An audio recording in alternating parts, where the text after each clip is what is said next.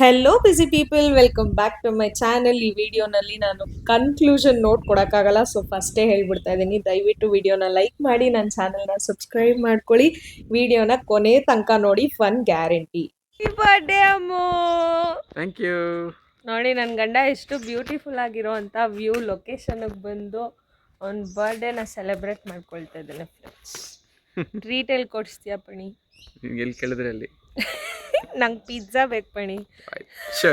Sure, ಇವತ್ತೇ ಬೇಕು. ಆಯ್ತು, ಇವತ್ತು ಹಾಸನ್ಗೆ ಹೋದಾಗ ಕೊಡಿಸ್ತೀನಿ.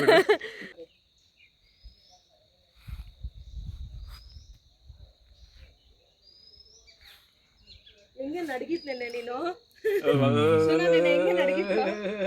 One eternity later.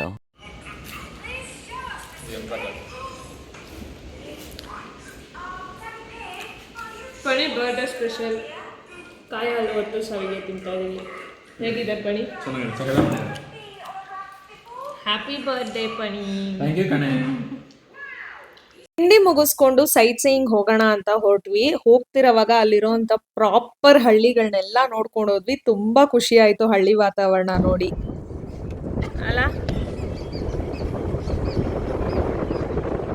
ನಾವು ಫಸ್ಟ್ ಬಂದಿದ್ದು ಹೊಸಹಳ್ಳಿ ಪೀಕ್ ಪಾಯಿಂಟ್. ಇದೊಂದು ವ್ಯೂ ಪಾಯಿಂಟ್ ಆಗಿರುತ್ತೆ.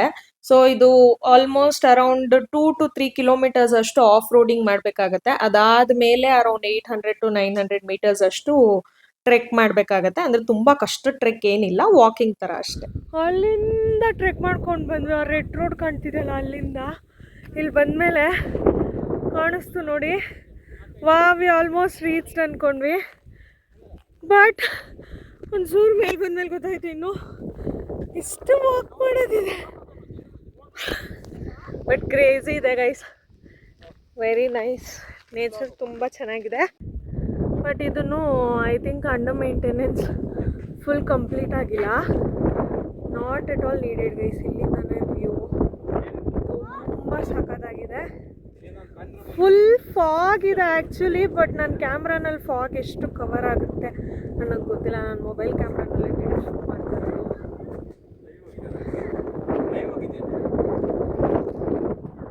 ಹೊಸಹಳ್ಳಿ ಪೀಕ್ ಪಾಯಿಂಟಲ್ಲಿ ವ್ಯೂನೆಲ್ಲ ಎಂಜಾಯ್ ಮಾಡಿ ಸ್ವಲ್ಪ ಟೈಮ್ ಸ್ಪೆಂಡ್ ಮಾಡಿದ್ಮೇಲೆ ನಾವೀಗ ಹೋಗ್ತಾ ಇರೋದು ಮೂಕನ ಮನೆ ಫಾಲ್ಸ್ ಅಂತ ಒಂದು ಫಾಲ್ಸ್ಗೆ.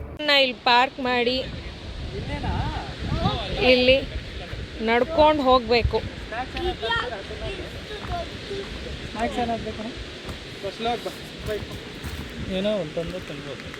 ಫುಲ್ ಹೀಗಿದೆ ಗೈಸ್ ರೋಡು. ನೀರಿನ ಸೌಂಡ್ ಕೇಳಿಸ್ತಾ ಇದೆ ಇಲ್ಲಿ. ಆದಮೇಲೆ ಸ್ಟೆಪ್ಸ್ ಇದೆ. ಸ್ಟೆಪ್ಸ್ ಇಷ್ಟು ಹತ್ತಿದ್ದೀವಿ, ಐ ಮೀನ್ ಇಳ್ದಿದ್ದೀವಿ, ಇನ್ನಿಷ್ಟೇ ಇದೆ. ಏನು ಕಾಣಿಸ್ತಾ? ವಾವ್!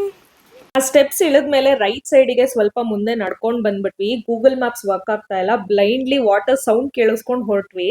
ಪ್ರಯತ್ನ ಪಟ್ಟು ನಮಗೆ ಗೊತ್ತಾಗಿದ್ದೇನು ಅಂದರೆ ನಾವು ರಾಂಗ್ ಪ್ಲೇಸಲ್ಲಿ ಬಂದಿದ್ದೀವಿ ಅಂತ. ಇಲ್ಲೊಂದು ಬ್ರಿಡ್ಜ್ ಬಿಟ್ಟರೆ ಏನಿಲ್ಲ. ಅಲ್ಲಿ ದೂರದಲ್ಲಿ ಜನ ನಿಂತು ನೋಡ್ತಿದಾರಲ್ಲ, ಅಲ್ಲಿದೆಯಂತೆ ಗೈಸ್.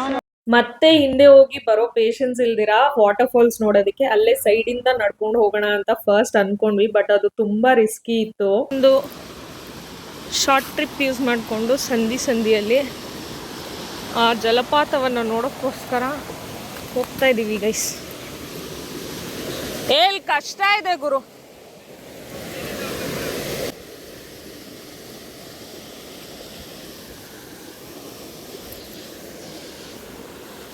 ಇಂಟರ್ನೆಟ್ ವರ್ಕ್ ಆಗ್ತಾ ಇಲ್ಲ, ಇಲ್ಲಿ ಯಾವುದೋ ರೂಟ್ ಇಲ್ಲ. ಸೊ ಹುಡ್ಕೊಂಡು ಇನ್ನೊಂದು ಯಾವುದೋ ರೂಟಿಗೆ ಬಂದ್ವಿ. ಇದೆಯೋ ಈ ಕಡೆ ಇದೆ ನೋಡ್ಬಾ, ತೋರಿಸ್ತೀನಿ. ಈ ಕಡೆ ನೋಡು, ಕಾಣಿಸ್ತಾ? ಇಲ್ಲಿ ಇಂಟರ್ನೆಟ್ ಸಿಗ್ತಾ ಇಲ್ಲ ಗೈಸ್, ಯಾವುದೇ ರೋಡ್ ಮಾರ್ಕಿಂಗ್ಸ್ ಏನೂ ಇಲ್ಲ. ಸೊ ಹುಡ್ಕೊಂಡು ಇನ್ನೊಂದು ರೋಡ್ ದಾರಿ ಹುಡ್ಕೊಂಡು ಬಂದಿದ್ದೀವಿ. ಸೊ ನೀವು ನೋಡ್ಬೋದು, ನಾನು ಆವಾಗಲೇ ಇದ್ದಿದ್ದು ಎಲ್ಲಿ ನನ್ನ ಕೈ ಅಲ್ಲಿದ್ದೆ. ರಿಸ್ಕ್ ಇದೆ ಅಂತ ವಾಪಸ್ ಬಂದ್ವಿ. So here you go. ಇದು ಫಾಲ್ಸ್, ಇದು ಮೂಕನ ಮನೆ ಫಾಲ್ಸ್. ನಾವಿಲ್ಲಿದ್ದೀವಿ.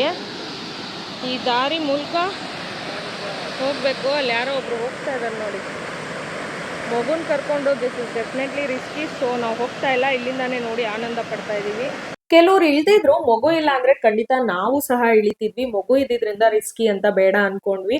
ಬಟ್ ಖಂಡಿತ ಇದಂತೂ ಬ್ಯೂಟಿಫುಲ್ ಲೊಕೇಶನ್. ಹೋಗಕ್ ಬಂದಾಯ್ತು ಗೈಸ್. ಇಲ್ಲಿಂದ ಜೀಪ್ ಮಾತಾಡ್ಕೊಂಡು ಹೋಗ್ಬೇಕು. ಯಾವ ಕಾರ್ ಸೆಲೆಕ್ಟ್ ಮಾಡ್ಬೇಕಂದ? ಬ್ಲೂ. ನಮ್ಮ ಲಕ್ಕು ಇವತ್ತು ಜನ ಇಲ್ದಿರೋದ್ರಿಂದ ಅವರು ನನ್ನ ಮಗ ಯಾವ ಕಾರ್ ಸೆಲೆಕ್ಟ್ ಮಾಡಿದ್ರೆ ಅದ್ರಲ್ಲಿ ಕರ್ಕೊಂಡು ಹೋಗ್ತೀವಿ ಅಂತ. ಮೋಕ್ಷಿತ್ ಅವ್ರು ನಮ್ಮನ್ನ ಇವಾಗ ಕರ್ಕೊಂಡು ಹೋಗ್ತಾ ಇದ್ದಾರೆ.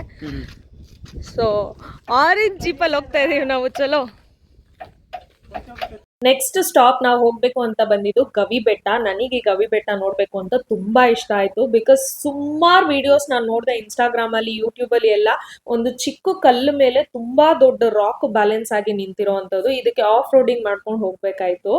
ನನ್ ಮಗ ಬ್ಲೂ ಜೀಪ್ ಬೇಕು ಅಂದ. ನಮ್ ಕಿಶೋರ್ ಮತ್ತೆ ಪಣಿ ಬ್ಲ್ಯಾಕ್ ಥಾರ್ ಇತ್ತು, ಅದ್ರಲ್ಲಿ ಹೋಗೋಣ ಅಂದ್ರು. ಬಟ್ ಈ ಮೋಕ್ಷಿತ್ ಅವರು ಇಲ್ಲ, ಆರೆಂಜ್ ಆದ್ರೆ ಸಖತ್ತಾಗಿ ಸೌಂಡ್ ಬರುತ್ತೆ, ಆರೆಂಜ್ ಜೀಪಲ್ಲಿ ಹೋಗೋಣ ಅಂತ ಕರ್ಕೊಂಡು ಹೋದ್ರು.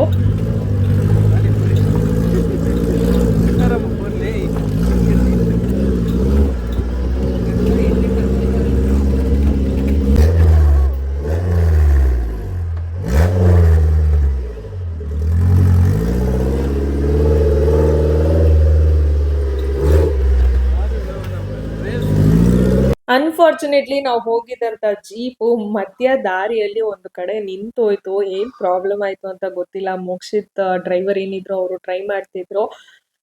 I don't know. ನಮ್ಗೆ ಇಲ್ಲೇ ಒಂದು 40 to 45 minutes ಟೈಮ್ ವೇಸ್ಟ್ ಆಗೋಯ್ತು. ನಮ್ಮ ದೃಷ್ಟಿನೇ ಆಗೋಯ್ತು ಅನ್ಸುತ್ತೆ.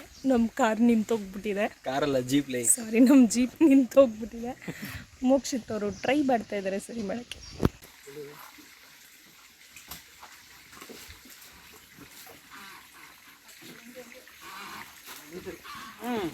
ಗಾಡಿನ ನೂಕ್ಬೇಕಾಯ್ತು, ತಳ್ಬೇಕಾಯ್ತು, ಸಾಹಸ ಪಡ್ಬೇಕಾಯ್ತು. ನಾನು ಆರಾಮಾಗಿ ವಿಡಿಯೋ ತಗೊಂಡು ನಿಂತಿದ್ದೀನಿ ಅಂತ ದಯವಿಟ್ಟು ಯಾರು ಅನ್ಕೊಳ್ಬಿಡಿ. ನಾನು ಗಾಡಿನ ತಳ್ದೆ. ಆ್ಯಂಡ್ ನಾನು ಅನ್ಕೊಂಡೇ ಇಲ್ಲ ಇಂಥ ಒಂದು ಸಿಚುವೇಶನ್ ಅಲ್ಲಿ ನಾನು 4-wheeler ಡ್ರೈವರ್ ಸೀಟಲ್ಲಿ ಫಾರ್ ದ ಫಸ್ಟ್ ಟೈಮ್ ಕೂತಿದ್ದೆ. ಅಲ್ಲಿ ಒಬ್ರು ಸ್ಟೀರಿಂಗ್ ಹ್ಯಾಂಡಲ್ ಮಾಡಕ್ ಬೇಕಾಯ್ತು. And that was me. I totally different experience all together. Crazy experience. Finally, after long adventure, ಬೇವರು ಸುರಿಸಿ ಗಾಡಿ ಸ್ಟಾರ್ಟ್ ಮಾಡ್ಕೊಂಡು ಹೋಗ್ತಾ ಇದೀವಿ. ಇಷ್ಟೆಲ್ಲ ಕಷ್ಟಪಟ್ಟು ಬಂದ್ರು ಈ ವ್ಯೂ ನೋಡಕ್ಕೆ ಸಾರ್ಥಕನೇ. ಏನಂತೀಯಪ್ಪಣೆ? ಸೂಪರ್. ಇದೆ ಆಕ್ಚುಲ್ ಅಡ್ವೆಂಚರಸ್ ಅಂದ್ರೆ ಇದು. ಯಾ ರೋಪ್ ಹಾಕೋ ಇಲ್ಲ, ಯಾ ಬಂಜಿ ಜಂಪಿಂಗು ಇಲ್ಲ. ಕ್ರೇಜಿ. ನಾನ್ ನೋಡ್ಬೇಕು ಅಂತ ಆಸೆ ಪಟ್ಟಿದ್ ಗವಿ ಬೆಟ್ಟ ವ್ಯೂ ಪಾಯಿಂಟ್ ನಾವು ಹೋಗ್ಲೇ ಇಲ್ಲ. ಬಿಕಾಸ್ ಗಾಡಿ 3 times ಟ್ರಬಲ್ ಕೊಡ್ತು. ಸೊ ಡ್ರಾಪ್ ಮಾಡ್ಕೊಂಡ್ವಿ. ಕಾಣ್ತಿರೋದು ದೇವಸ್ಥಾನಕ್ಕೆ ಹೋಗೋ ದಾರಿ. ಆ ಕಡೆಯಿಂದ ಎಲ್ಲೋ ಹೋಗಿ ಬಂದು ಇಲ್ಲಿ ಮೆಟ್ಲತ್ತಿ ಹೋದ್ರೆ ದೇವಸ್ಥಾನಕ್ಕೆ ಹೋಗ್ಬೋದಂತೆ ಗೈಸ್. ಎಲ್ಲಿ ಚೆನ್ನಾಗಿ.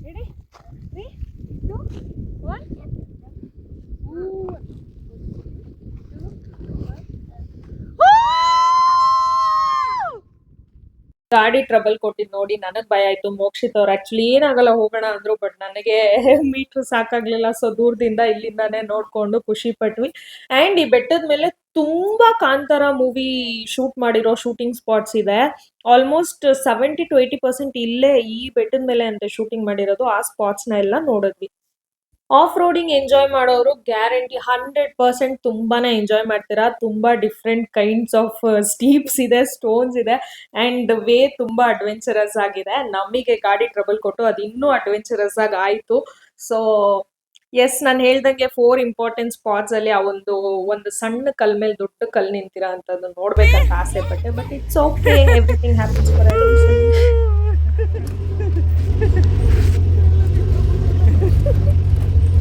After adventurous jeep ride, we are going back to our stay.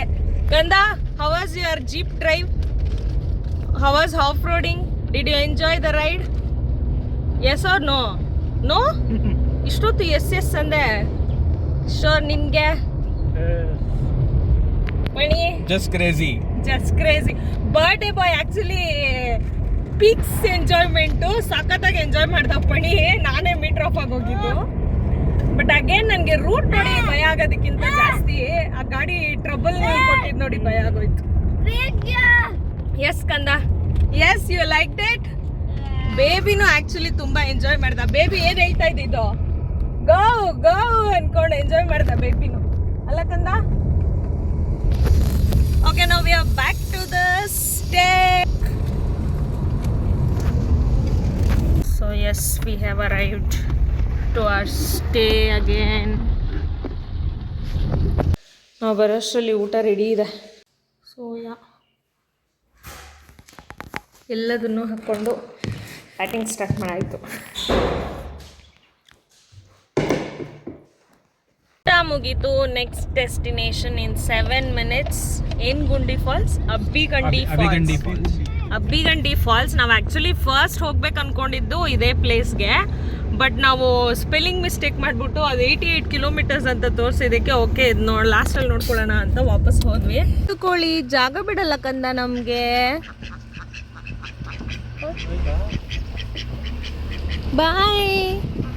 ಕಾರ್ನ ಅಲ್ಲಿ ನಿಲ್ಲಿಸಿ ಹಚ್ಚ ಹಸಿರು ಪೈರುಗಳನ್ನೆಲ್ಲ ನೋಡಿಕೊಂಡು ಈಗ ಹೋಗ್ತಾ ಇದ್ದೀವಿ. ಕಾರ್ನ ಅಲ್ಲಿ ನಿಲ್ಲಿಸಿ ಯಪ್ಪ ಹತ್ತಿ ಇಲ್ಲಿವರೆಗೂ ಬಂದಮೇಲೆ ನಮಗೆ ಗೊತ್ತಾಗಿದ್ದು ಕಾರ್ ಇಲ್ಲೇ ನಿಲ್ಲಿಸ್ಬಿಟ್ಟು ಹೋಗ್ಬೋದಿತ್ತು ಅಂತ. This is Abbigundi falls. Is actually ABHIGUNDI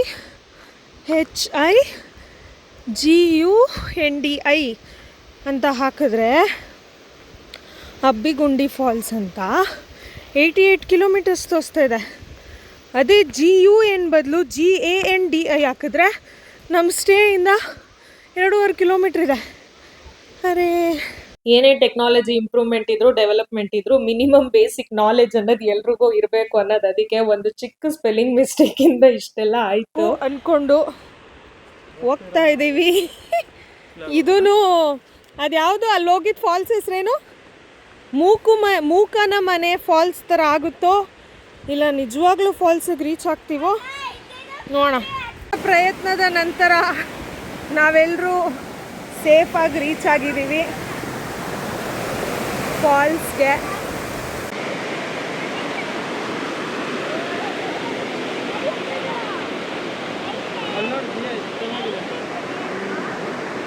ನಮ್ಮ ಥರ ನಿಮಗೂ ನೇಚರ್ ಇಷ್ಟ ಅಂದರೆ ಈ ಪ್ಲೇಸಸ್ ಎಲ್ಲ ಖಂಡಿತ ಇಷ್ಟ ಆಗುತ್ತೆ. ಇದಿಷ್ಟೇ ಅಲ್ಲ, ಇನ್ನೂ ಹಲವಾರು ಪ್ಲೇಸಸ್ ಇದೆ. ಟ್ರೆಕ್ಕಿಂಗ್ ಸ್ಪಾಟ್ಸ್ ಆಗಲಿ, ಆಫ್ ರೋಡಿಂಗ್ಗಾಗಲಿ ಇದು ಬೆಸ್ಟ್ ಪ್ಲೇಸ್ ಅಂತ ಹೇಳ್ಬೋದು. ನಾವು ಆ್ಯಕ್ಚುಲಿ ಮಗು ಇರೋದ್ರಿಂದ ಹಲವಾರು ಪ್ಲೇಸಸ್ನ ಕ್ಯಾನ್ಸಲ್ ಮಾಡ್ಕೊಂಡ್ವಿ. ಹತ್ತಕ್ಕೆ ಇಳಿಯೋಕ್ಕೆ ಕಷ್ಟ, ಮಗುನ ಕರ್ಕೊಂಡು ಹೋಗೋಕ್ಕೆ ಕಷ್ಟ ಅಂತ. ಆ್ಯಂಡ್ ಅಷ್ಟೇ ಅಲ್ಲ, ನಮ್ಮ ಡೈಲಿ ಲೈಫ್ ತುಂಬ ಬ್ಯುಸಿ ಆಗೋಗಿರೋದ್ರಿಂದ ಸ್ವಲ್ಪ ರಿಲ್ಯಾಕ್ಸ್ಡ್ ಆಗಿರಬೇಕು ಅಂತಲೇ ಟ್ರಿಪ್ ಹೋಗಿದ್ದು. ಹಾಗಾಗಿ ಸ್ವಲ್ಪ ರಿಲ್ಯಾಕ್ಸ್ಡ್ ಆಗೇ ಪ್ಲ್ಯಾನ್ ಮಾಡ್ಕೊಂಡಿದ್ವಿ. ಇನ್ನು ಪ್ಲೇಸ್ ಡೀಟೇಲ್ಸ್ಗೆ ಬಂದರೆ ಇದು ಸಕಲೇಶ್ಪುರದಿಂದ 10 to 12 kilometers ಡಿಸ್ಟೆನ್ಸಲ್ಲಿ ಇರೋವಂಥ ಬೊಮ್ಮನ ಕೆರೆ. ಇದಿನ್ನೂ ಅಷ್ಟು ಎಕ್ಸ್ಪ್ಲೋರ್ ಆಗಿಲ್ಲ. ವೀಕೆಂಡ್ಸ್ ಮಾತ್ರ ಸ್ವಲ್ಪ ಜನ ಇರ್ತಾರಂತೆ. ಸೊ ನೋಡಿ ಪ್ಲ್ಯಾನ್ ಮಾಡಿ. ತುಂಬ ಬೆಸ್ಟ್ ಪ್ಲೇಸ್ ಈ ಟೈಮಲ್ಲಿ ವಿಸಿಟ್ ಮಾಡೋಕ್ಕೆ ಅಂತಲೇ ಹೇಳ್ಬೋದು. ಫೈರ್ ಕ್ಯಾಂಪ್ ಎಂಜಾಯ್ ಮಾಡ್ತಾ ಇದ್ದೀವಿ. Mister Paniraj, happy birthday once again. Thank you once again. Happy birthday to you.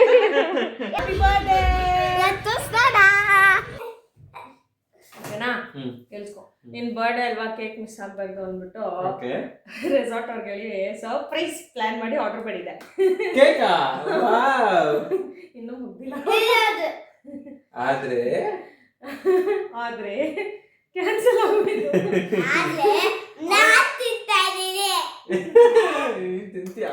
Actually ಏನಾಯ್ತು ಅಂದ್ರೆ, ನಾವು 6 o'clock ಕಾಫಿಗೆ ಅಂತ ಕೆಳಗೆ ಹೋದಾಗ ಅವರು 2-wheeler ತಗೊಂಡು ಹೊರಗೆ ಹೋದ್ರು. ನಾನು ಅರೌಂಡ್ 6:30 ಕೊಡಕ್ಕೆ ಹೇಳಿದ್ದೆ ಕೇಕ್ನ. ಸೊ ನಾನು ಅವ್ರನ್ನ ಹೋಗ್ತಾ ಇರೋದು ನೋಡಿ ಓಕೆ ಕೇಕ್ ತರಕ್ಕೆ ಹೋಗ್ತಾ ಇದ್ದಾರೆ ಮೋಸ್ಟ್ಲಿ ಅನ್ಕೊಂಡು ನಾನು ನೋಡಿದೆ. ಬರಲೇ ಇಲ್ಲ. 7 ಆಯಿತು, ಓಕೆ ಬರ್ತಾರೆ ಅಂದ್ಕೊಂಡೆ, ಬರಲೇ ಇಲ್ಲ. ಈಗ 7:30 ಕಾಲ್ ಮಾಡಿದೆ, ಸರ್ ಕೇಕ್ ಬರಲೇ ಇಲ್ಲ ಅಂತ ಅಂದ್ಬಿಟ್ಟು. ಅಯ್ಯೋ ನಂಗೆ ಮರ್ತೇ ಹೋಯ್ತು ಮ್ಯಾಮ್, ಬಿಡಿ ಚೆಕ್ ಮಾಡ್ತೀನಿ, ಹೋಗಿ ತೊಗೊಂಬರ್ತೀನಿ ಅಂತ ಹೇಳಿದ್ರು. ಸರಿ ಅಂದ್ಬಿಟ್ಟು ವೆಯ್ಟ್ ಮಾಡಿದೆ. ನಾನು ಆವಾಗಲೇ ಫೈರ್ ಕ್ಯಾಂಪಲ್ಲಿ ಇರೋ ವಾಶ್ರೂಮ್ಗೆ ಅಂತ ಆಚೆ ಬಂದಿದ್ದೆ. ಅದಕ್ಕೆ ಫೋನ್ ಕಾಲ್ ಮಾಡಿ ಕೇಳಿದೆ. ಅವರು ಈಗ ಆಲ್ಮೋಸ್ಟ್ 7:40 ತನಕ ವೆಯ್ಟ್ ಮಾಡಿದೆ. ಅವ್ರೇನೂ ಕಾಲ್ ಬ್ಯಾಕ್ ಮಾಡಲಿಲ್ಲ. ನಾನೇ ಕಾಲ್ ಮಾಡಿ ಕೇಳಿದೆ, ಸರ್ ರೆಡಿ ಇದ್ರೆ ತೊಗೊಂಬನ್ನಿ, ಇಲ್ಲ ಕ್ಯಾನ್ಸಲ್ ಮಾಡಿಬಿಟ್ಟು ಪರವಾಗಿಲ್ಲ ಅಂತ. ಅವ್ರು ಆರ್ಡ್ರ್ ಕೊಟ್ಟಿದ್ದೀನಿ ಮ್ಯಾಮ್, ಈಗ ಹೋಗಿ ಕಲೆಕ್ಟ್ ಮಾಡ್ಕೊಂಡು ಬರಬೇಕು, ಒಂದು ಅರ್ಧ ಗಂಟೆ ಬೇಕಾಗುತ್ತೆ ಅಂದರು.